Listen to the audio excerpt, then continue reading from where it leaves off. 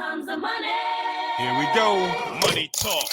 Here comes the money. Money, money, money. Allan Bell, the AB3 on the Connor Happer Show on 1620 The Zone. Oh, thank you, big voice guy. Thank you, Cutler, for bringing in the AB3. That sounded good. Nothing but the best for AB. Allan Bell joins us now on the 42 Degrees of Source hotline. Allan, good morning. Good morning. Look at big voice guy coming through. That was solid. Pretty good. Josh did it, and he's right on it. Just bang. It only took record time, like a month. Yeah, it only took 3 weeks, I think. Oh wow, which is pretty good. Okay, we had a weekend in the NFL. Let me offer you my theory that I just offered to our listeners.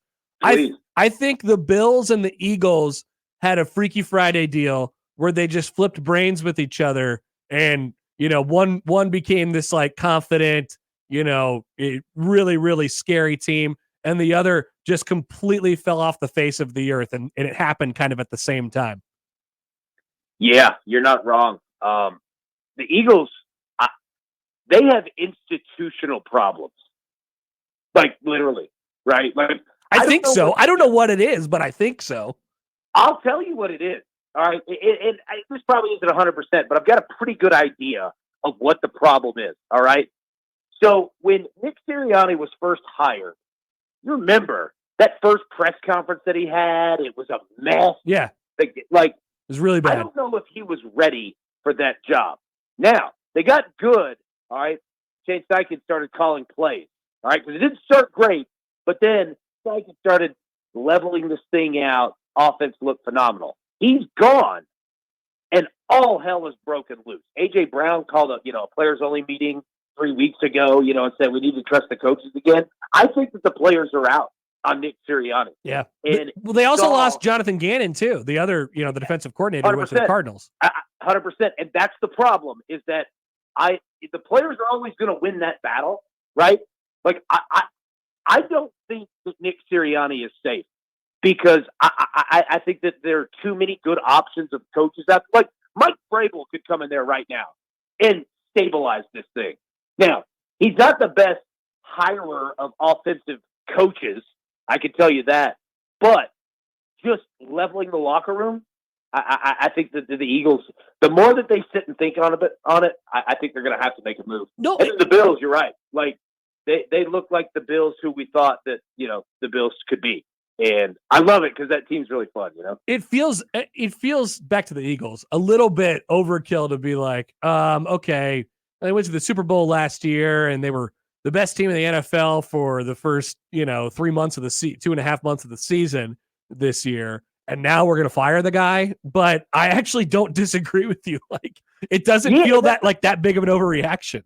Yeah. Like, that's the thing, because it's like, look, once, like, it's like anything, man. Like, once that trust, like, once that relationship fractures, it's almost impossible to put it back together. Yeah, you could have good stretches. It's like dating or being married or whatever, right? Like, if it's just toxic and bad, it's going to come out. It's going to come back at some point. Yeah. Right?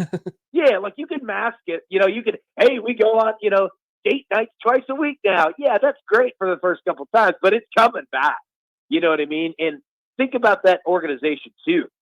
There's a guy with a statue out front of it in Doug Peterson, and they fired him. Yep. Right? So, I don't know, man. It's wild. Hey, if you're Jim Harbaugh, what job are you most interested in? Like, what do you think? Actually, let's put it this way. What's the best fit for Jim Harbaugh going into next year?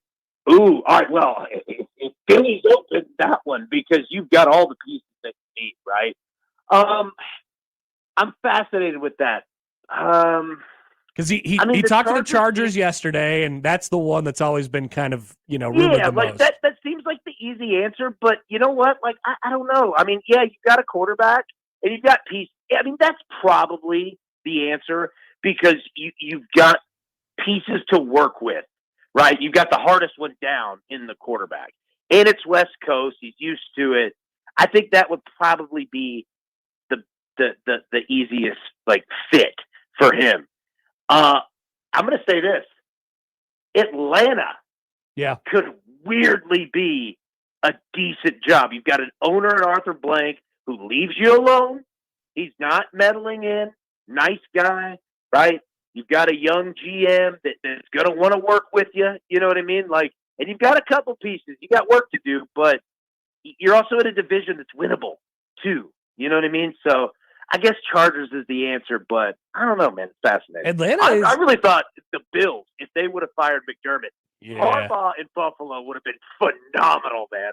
If that would have gone the other way last night, there's a legit possibility that we're talking about that one today too, which would have thrown a whole nother wrench into this. The other one with Atlanta is Belichick, which is, I mean, there's the Dallas stuff is there too. If and when that happens, I mean, that has to probably happen at some point with McCarthy. But Bill Belichick is out there. This is a kind of wild coaching carousel in the NFL right now because of all the names that are going to be out there. It is, man. It's strange because they're big names, man. And like, you know, with Belichick, right? Like, I think that would make sense in Atlanta. I mean, certainly, you know, it would, you know, be good on the Falcons side, right? Like, you've got a very sellable coach. He would win the press conference, quote unquote, right? Yeah. Like, you know, fans would be like, okay, all right, you know what? It's better than what we thought. All right. Again, you got an owner that would leave, you know, Belichick alone. A young GM, you know, and Terry Fontenot, who I think, you know, Belichick would be a mentor for. And it's also a bridge, right? Like you can openly, not like you're like looking for a different coach like every year, but it's also understood, right? Like he's not going to be here for 30 years. I find that one fascinating, man.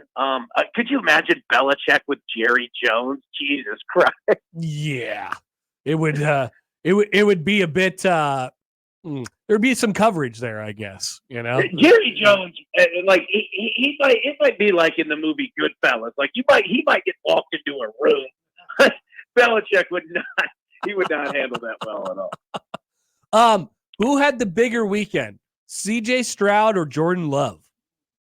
Yeah, you know what's fascinating? Okay, so first off, Jordan Love for sure. Just because all that he's been through, sitting behind Aaron Rodgers, you beat Dallas in Dallas, beat the hell out of them, right? So I mean, Jordan Love's the answer, but we're not taking anything away from CJ Stroud. I know. Here's the interesting thing: go look at their numbers from those games. They're identical, like 16 of 24.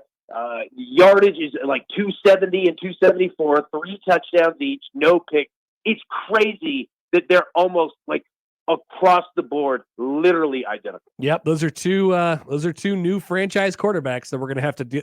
Wow, you're right. I didn't even realize that. So Love was 16 to 21, 272 and 3 touchdowns, and Stroud was 16 of 21, 274 and 3 touchdowns. It's insane. They literally had the exact same game. It's nuts, man. And they're both young quarterbacks who are going to have a super bright future. So on Love, this is something that we're going to discuss a little bit later in the show. How far are you willing to go with the Jordan Love like hyperbole fest right now? Like how what are you willing to say about him? Because everybody, you know, it's just right now he's automatically just the next in line after, you know, Favre and Rodgers at this point. Like, are you willing to go there with him yet? Well, I'll say this. Whatever we're going to say, we better say it quick because the 49ers might hammer. I know. But, yeah, it might all come crashing down this weekend. It could. And you know what? That's why I want to say, like, whether they win, lose, whatever, right? Like, 49ers is a really good football team. I like Jordan Love. He's a good young quarterback. And here's the thing in the NFL, and it's same in college football as well. You guys know this, man. Like, unless you have Mahomes or a Josh Allen type, or maybe even Lamar, but really Mahomes is the only one in that category. You got to have a good team around you, man. Like, you just have to. You can't do it on your own. You know what I mean? And I think that Green Bay is an excellent spot to keep getting better, keep building around him. You know what I mean? Like, you don't have to go crazy. You don't have to, spend a ton of money in free agency. The Packers normally don't. They're very good at, drafting talent. And just keep building pieces around him, man. And he could be as good as you want to be, right? Like, I think that a lot of times, man, it's fit in the NFL, and he fits. He fits that offense. He fits what they want to do. I mean, one thing that was abundantly clear, I know, Love was a lot better than Dak in that game, but they were the Cowboys were just thoroughly, completely outcoached. Like LaFleur was running circles around McCarthy in that game. They have a very good coach too in the Packers. Oh, absolutely, man. Like, look, Matt LaFleur was the OC here, in Nashville when Mike Vrabel, first started, and he's really good, man. He's smart. Him, McVay, Shanahan, like they all kind of came up together, right? Like they got more experience than their age tells. You know what I mean? Like he's a good football coach, man. And that game, they playing well because they, had been playing well to end the season. It's Dallas. What in the world happened? Like, I mean, they just disintegrated. Like Dak and CD Lamb were not on the same page. Baffling at all, right? Like the defense is just getting torched.